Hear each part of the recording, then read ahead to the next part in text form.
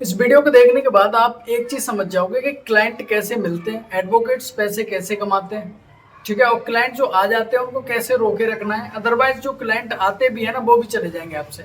इस वीडियो में बहुत ही सिंपल इंसाइट देने वाला हूँ जो मेरे साथ एक्चुअल में हुआ अभी रिसेंटली, उसी को शेयर करता हूँ मैं। अगर आप लॉ स्टूडेंट हो और कोर्ट का आपको कुछ नहीं पता है कि कौन सी चीज क्या होती है, कैसे कैसे फाइल होता है केस, बेल बॉन्ड क्या होता है, जमानत कैसे मिलती है, वकालतनामा कैसे फिल करते हैं, कहाँ फिल करते हैं, फाइल में कहाँ लगाते हैं, केस इन्फॉर्मेशन क्या होती है, इस सभी पे ना मैंने एक कोर्स बनाया।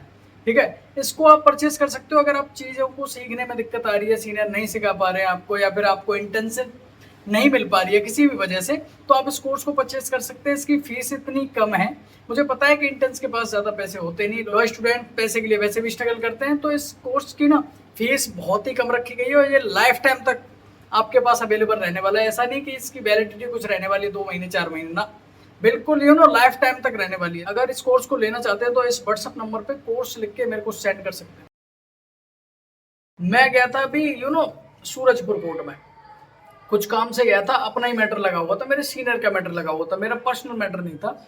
मैं उस मैटर में गया हुआ था, मैं कोर्ट के बाहर ही वेट कर रहा था अपने मैटर के लिए। ठीक है, इतने में क्या होता है कि दो लोग होते हैं जो आते हैं, एक डैडी था और एक बेटा था, है ना, बाप बेटा था ऐसे मान लो। वो आते हैं और वहां पे बाहर बैठे हुए होते हैं, मैं भी वहीं पे वेट कर रहा होता हूँ अपने मैटर का। मैं जैसे ही अपने मैटर से फ्री होता हूँ, मैं अंदर जाता हूँ, अपने मैटर से अपेयर होके अपना मैटर करता हूँ फ्री, और मैं बाहर आके सर से बात कर रहा होता हूँ अपने कि सर ऐसे ऐसे इसमें डेट लगी है, ये हुआ है। ठीक है, उसके अपडेट दे रहा होता हूँ अपने सर को। तो वो बहुत देर से मेरे को नोटिस कर रहे थे कि ये मतलब यहाँ पे खड़े हैं, कैसे भी मान लो कि वो नोटिस कर रहे थे दोनों के दोनों, फिर आपस में बात कर रहे थे, तो वो दोनों ही मेरे पास आते हैं और वो कहते हैं कि वो बहुत ही मतलब एक तरह से ऐसे मान लो कि दुखी थे।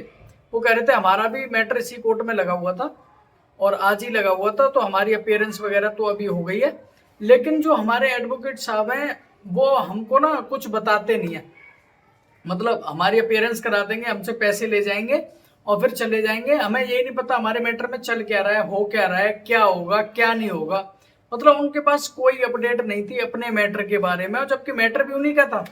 तो वकील साहब कह रहे थे कि पता है उनका क्या, उनका सेटलमेंट पे बात चल रही थी। उनका मैटर क्या था वो मैं नहीं डिस्क्लोज कर रहा आपसे, लेकिन इतना बता रहा हूँ कि वो मैटर खत्म होने वाला था। ठीक है, मीडिएशन में ही खत्म हो जाता, पहले ही खत्म हो जाता अगर वो चाहते, लेकिन पहले उन्होंने खत्म नहीं करा। आई डोंट नो व्हाई, वो तो मैं बता भी सकता हूँ कि क्यों नहीं खत्म कराया, लेकिन मैं एक चीज आपको बताना चाहता हूँ कि वो उनके साथ कुछ भी शेयर नहीं कर रहे थे। वो बस इतना कि हाँ अपियरेंस हो गई, कोई दिक्कत तो नहीं आ रही, कोई बात तो नहीं है, मैं हूं ना तुम्हारे साथ, वो ऐसे कह के बस चले जाते थे। और ये दोनों इतने परेशान है, इन्होंने मेरे से पूछा कि ये मैटर है मेरा, इसमें बता दो कैसे क्या करना है, हम बहुत परेशान हैं, जल्दी से जल्दी खत्म करवा दो इसको, कैसे भी करो। मैंने उनकी फाइल देखी। ठीक है, वो आपने देखा होगा जो तेज होंगे ना दिमाग से, वो अपने डॉक्यूमेंट अपने साथ ही रखते हैं, उनके पास उनकी फाइल अलग थी। तो उन्होंने मेरे को फाइल दिखाई, तो मैंने उनको बोला, मैं कहा ये तो जल्दी आपका खत्म हो जाएगा अगर चाहें वकील साहब आपके, तो कि नहीं वो हमको कुछ बताते ही नहीं है, उन्होंने तो हमको एक दूध वाली भैंस बना लिया है कि महीने में आए और दूध निकाल लिया और चले गए, वो वाली चीज हो रखी है। तो वो कह रहे थे वकील साहब आप करवा दो कैसे भी करके इसको, और अदरवाइज हमको एडवोकेट तो वो चेंज करनी है क्योंकि हमको ये केस खत्म करना है, हमको नहीं लंबा चलाना भाई। एडवोकेट उनका क्या था कि अगर वो खत्म करा देते तो जो महीने पे उनको फीस मिल रही है वो मिलना बंद हो जाती, है ना, समझ रहे हो। तो वो कोई भी एडवोकेट, देखो बीइंग पर्सनल बता रहा हूँ, कोई भी एडवोकेट, ज्यादातर एडवोकेट बता रहा हूँ मैं, जिनकी ये मानसिकता होती है कि कोई भी आपका काम अगर आज सॉल्व हो रहा है कोर्ट में तो वो आज नहीं कराएंगे उसको, उसको जितना लंबा हो सके खींचेंगे वो। रीजन सिंपल सा है कि वो क्यों चाहेंगे कि उनकी इनकम रुक जाए, वो तो चाहेंगे ना जितना लंबा चलेगा हर डेट पे उनको पैसे मिलने वाले हैं। तो कोई क्यों चाहेगा अपने ही पैर पे कुल्हाड़ी मारना। नुकसान किसका होता है, क्लाइंट का होता है, पार्टी का होता है, क्योंकि उनको हर डेट पे आना भी होता है, काम भी छोड़ना होता है, चाहे कुछ भी काम हो लेकिन आना होता है। आएंगे नहीं तो वारंट हो जाते हैं, नोटिस हो जाते हैं, फिर पुलिस तंग करती है, फिर दोबारा से कई बार बेल रिजेक्ट हो जाती है तो बेल दोबारा से कराओ, समझ रहे हो, बहुत सारी प्रॉब्लम आती है बाद में। लेकिन ज्यादातर एडवोकेट्स जो होते हैं ना, ऐसे ही एडवोकेट से ना क्लाइंट का जो है भरोसा उड़ जाता है। मतलब वो ऐसे मान लो कि चाहते तो हैं काम करवाना लेकिन भरोसा उड़ जाता है। अब वो आए, मैं कहा ठीक है करा देंगे, एक बार आप वकील साहब से बात कर लो अपने। तो उनसे उन्होंने मेरे सामने ही वकील साहब पे कॉल करा कि हम ना आपसे काम नहीं कराना चाहते, मतलब उन्होंने अपने तरीके से बात करी होगी कि हम एडवोकेट चेंज कर रहे हैं, ऐसे ऐसे उन्होंने बता दिया। ठीक है, उन वकील साहब ने जैसे तैसे बोल दिया कि ठीक है करा लो, मुझे कोई वो नहीं है, आपका जहां हो रहा है करा लो, जैसे भी हो रहा है करा लो, आप चाह रहे हो जल्दी हो जाए, उन्होंने ऐसे बोल दिया। या फिर नहीं भी बोला होगा, मुझे नहीं पता। मुझे क्लाइंट ने बोला कि ठीक है वकील साहब ने बोल दिया है कि आप कहीं भी करा लो, कोई दिक्कत नहीं है हमको। तो फिर मैंने बोला, मैं ठीक है मैं करा दूंगा आपके काम को, कोई टेंशन मत लो। नेक्स्ट डेट उसमें पहले से ही लग चुकी थी।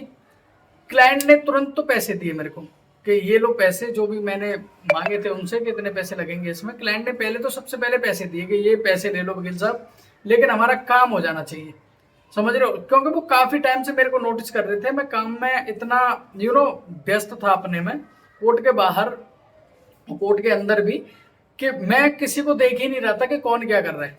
ठीक है, तो उन्होंने देखा कि ये काम हमारा करा सकते हैं, उनको लगा होगा ऐसा। ठीक है, तो वहां पे मैटर भी आया, पैसे भी आए। लेकिन बात ये नहीं है कि मैटर आया पैसे आए मेरे पास तो मैं ये बता रहा हूं आपको। बात ये है कि जो क्लाइंट तो था उन वकील साहब के पास में, लेकिन ये क्लाइंट टूटा कैसे? टूटा ऐसे कि कम्युनिकेशन जो गैप हो गया ना, जो क्लाइंट है, ठीक है, उसको इतना भी सफर मत कराओ, इतना भी परेशान मत करो कि वो कटने की सोचने लग जाए आपसे। अब वो क्लाइंट चाहता तो उन्हीं के साथ कंटिन्यू करता।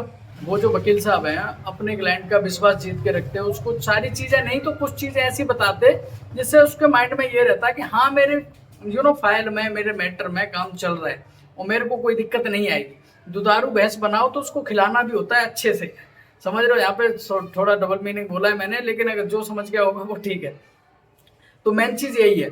तो आप क्लाइंट को, मैं कभी नहीं चाहता कि आप धोखा दो, जेन्युइन रहो।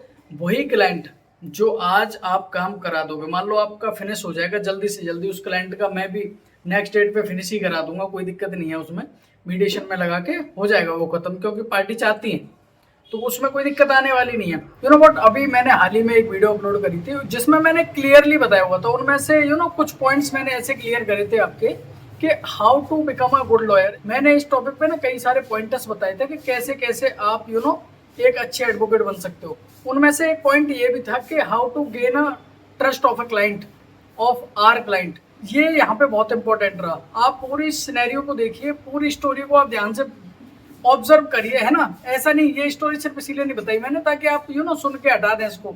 ये स्टोरी इसीलिए बताई ताकि आप अपने माइंड में ये तो सोचें एक बार को कि वैसे भी इस, मैं आपको फ्रैंकली बता देता हूँ, इस प्रोफेशन में इतने भूखे बैठे हैं लोग, इतने भूखे बैठे हैं, क्लाइंट उतने हैं नहीं, उससे ज्यादा एडवोकेट लगते हैं, क्योंकि हमारा डेली का यही काम रहता है।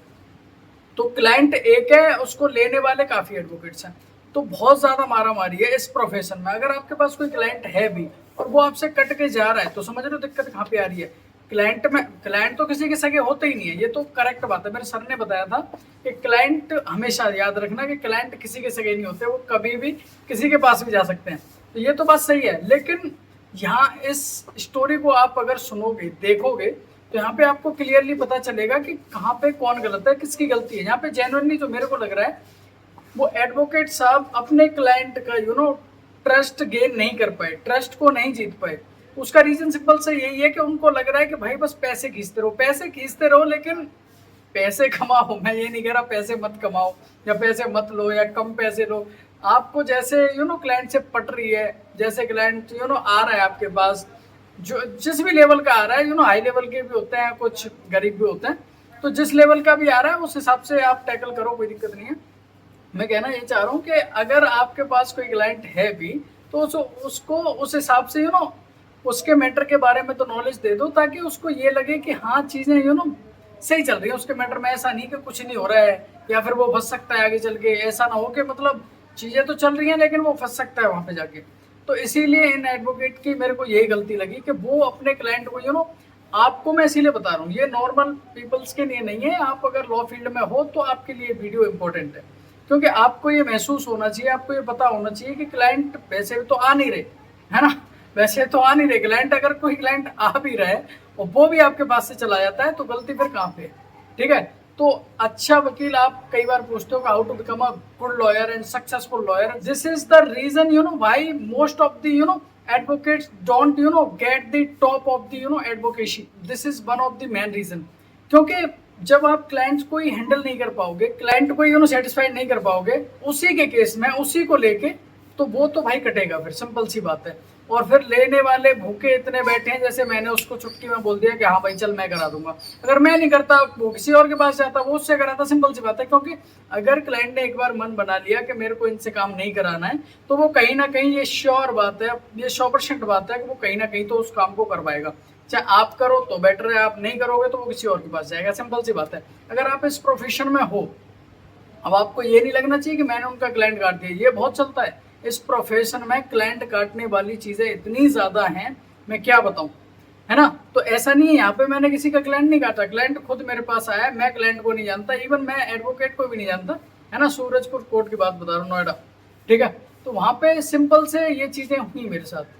तो मैं बताने का रीजन इतना ही है कि सिर्फ हमेशा देखो, पहले तो कम्युनिकेशन स्किल अपनी इतनी बेटर कर लो। कम्युनिकेशन स्किल बेटर करने की बहुत सारे तरीके हैं। तरीके इतने हैं कि जितना ज़्यादा आप ये समझ के बोलोगे कि सामने वाला कौन है। आप ऐसे नहीं कि जैसे नॉर्मली मेरे से बात कर रहे हो, किसी अपने दोस्त से, अपनी फैमिली से, है ना। पर्सनल लाइफ अलग होती है, प्रोफेशनल लाइफ अलग होती है, उसी के बीच की जो गैप होता है उसको फिल करने के लिए किससे आप कैसे बात करते हो, उसी को कम्युनिकेशन स्किल बोलते हैं, किससे कैसे बात करनी है। तो अगर आप क्लाइंट से उस तरह से डील नहीं कर रहे हो जिस तरह से आपको डील करना चाहिए, और जिस तरह से वो उम्मीद कर रहा है कि हाँ वकील साहब अब डेट लग गई हमारी, अब वकील साहब मेरे को अपने मैटर में स्टेटस समझाएंगे कि ये चल रहा है, ये नहीं चल रहा है, ठीक है।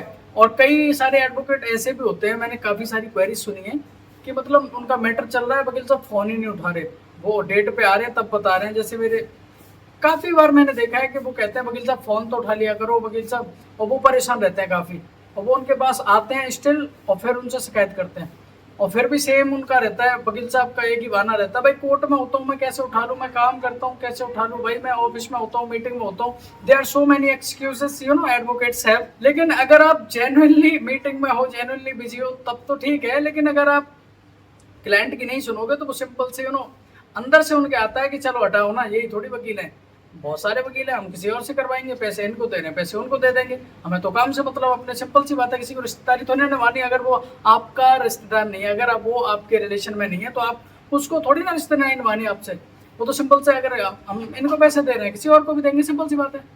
तो यहाँ पे ये सारी चीज़ें हो जाती है। वीडियो बनाने का सिर्फ इतना सा पर्पस था कि यहाँ से आपको ये समझ में आ गया होगा कि क्लाइंट के साथ डील किस तरह से करना है ना। कम्युनिकेशन स्किल पे काम करना शुरू कर दो, क्योंकि सारी चीज़ें पढ़ना लिखना वो तो सब नॉलेज होनी चाहिए आपको। क्योंकि अगर आप अपने क्लाइंट को समझाओगे भी तो लो पॉइंट ऑफ व्यू से समझाओगे, अगर आपके पास उसकी भी नॉलेज होनी चाहिए। ये सारे पॉइंट मैंने इस वीडियो में कवर करे थे, अगर आपने नहीं देखी तो देख जरूर लेना इस वीडियो को एक बार, बहुत ज़्यादा इंपॉर्टेंट होने वाली है आपके लिए। Thank you so much. और अगर आपका कोई डाउट है तो कमेंट कर देना, और इस चैनल पे नए हो, लॉ फील्ड से हो, हिट द सब्सक्राइब बटन।